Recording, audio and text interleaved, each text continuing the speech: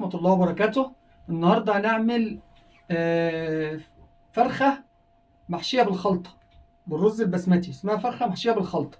قبل ما نعمل أي حاجة هنبدأ الأول زي ما عودناكم عودناكم من الحلقة اللي فاتت إن في فقرة اسمها العرفان بالجميل، إن أنا بعترف لكل واحد له جميل عليا بالجميل بتاعه عشان يعرف إن في ناس لسه بتقدر فعل الطيب وفعل الخير. فالنهارده هتكون حلقتنا على اختي الاستاذه المدرسه الفاضله ليلى عاطف ابو سليمان، المدرسه بمدرسه عبد المجيد سليم، وهي اختي البنوته الكبيره. لما ابويا مات لما امي ماتت كان ابويا يحط ايده عليها كده ويقول لها انت امنا، وكان ما يفطرش الا لما تيجي، وكانت هي اللي تجيب الفطار وهي جايه، وكانت بتفكر فينا كلنا كانها امنا. لدرجه ان انتوا طبعا عارفين ان الساده المدرسين دول مرتباتهم بسيطه، بيقعدوا طول السنه يستنوا مكافاه الامتحانات عشان يفكوا على نفسهم. كانت هي بتاخد المكافاه دي بعد طول الصبر ده عشان تاخدها، في الاخر تقعد توزعها علينا، كل واحد محتاج حاجه او في ازمه تروح وتديله وتساعده وتقف جنبه لحد ما المكافاه شبه المال هي ما بتنساش ولا بتشوفها. فبصراحه طول عمرنا عمر ما حد قصدها في اي شيء الا لما كانت بتقف جنبنا، وهي ست محترمه وفاضله ومعلمه اجيال. برضه انا بشكرها لانها وقفت في جوازي وقفه كويسه جدا معايا وساعدتني. برضه انا بقول لها من مكاني دوت يا اختي الفاضله الاستاذه المحترمه ليلى عاطف ابو سليمان، شكرا جزيلا لحضرتك. السلام عليكم. انا عايزك تخش تعزي تنتشر في المكان كله.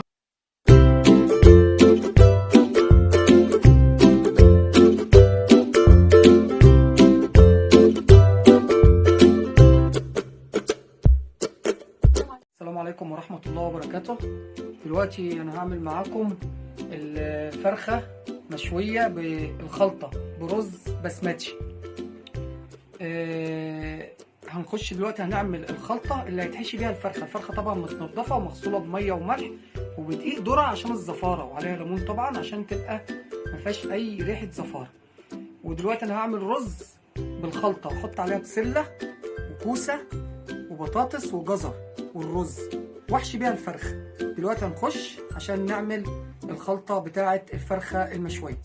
يلا بينا. دلوقتي هنبدأ نعمل الرز بالخلطة اللي احنا هنحشي بيه الفرخة المشوية. دلوقتي حطينا البصلة اهيت وبنشوحها علشان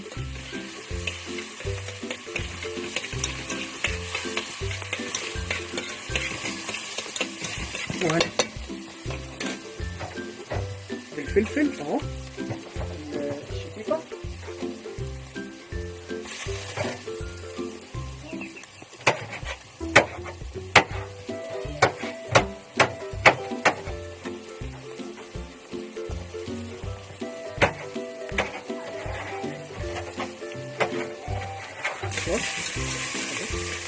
ودلوقتي بقلب اهوت البصلة بعد ما حطيت قرن الشفيفة الحامية الحارة ديت عشان يبقى حامي، وهحط قرن الفلفل اهو. بقى المرة دي فلفل عادي مش حار، يعني فلفل وشطيطة مع بعض هما ماشي.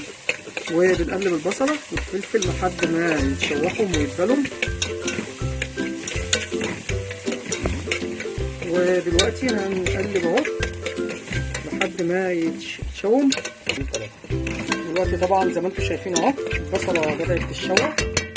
اجيب فصين توم هما واخرطهم على البصلة كده،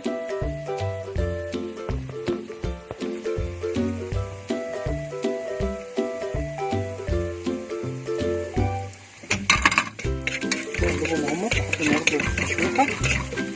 وبعدين انزل كبدة بالسكينة كده اهو،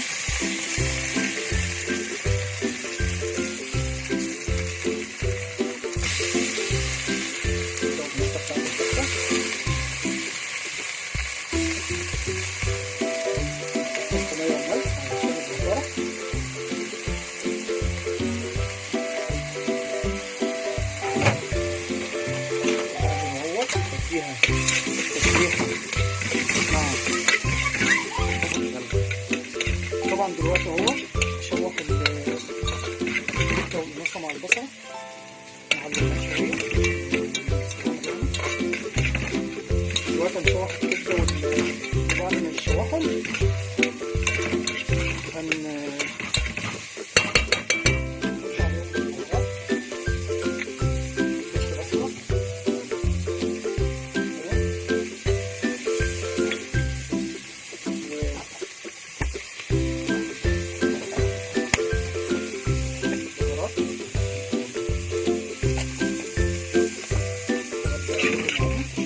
مع بعض برضه نفس اللون اللي هو في صفار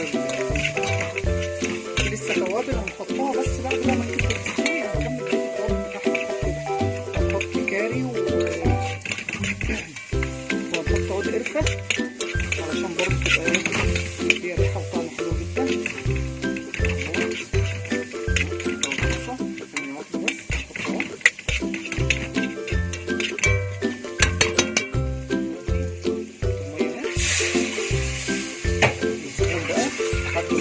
تستوي شويه نرجع لكم بعد ما تستوي نوريكم بقى هنعمل ايه.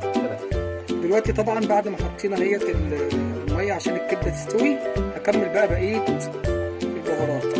اولا لورا، قرفه خشب اللي هي العيدان، تمام، وده شعره صغيره زعتر اهي، ودي شعره صغيره برضه روز ميري، تمام. وهنخرط بقى الفصين التوم دول وهم ما اتحمروش اصلا مع الرز، ونسيبهم يغلوا بقى. مش عايز اقول لكم الريحه عامله ازاي. نسيبها بقى تغلي ثانيتين كده وبعدين نحط الرز. ودلوقتي الميه بتغلي اهي. ودي بقى اخر حاجه هنحطها في التوابل، كاري غير الكركم يا جماعه اهو، تمام. هنقلب تقليبه بسيطه كده اهو، وننزل بالرز.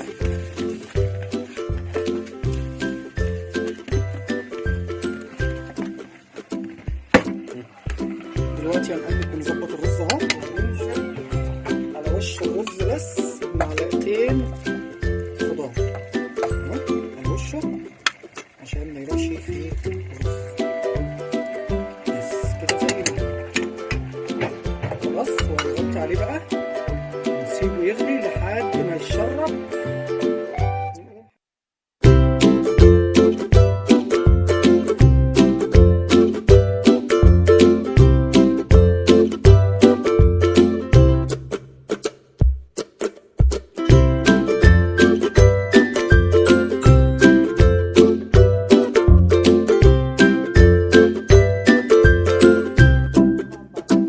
اتحشت بالخلطة واستوت. الله أكبر عليك! إيه الحلاوة دي؟ إيه الحلاوة دي؟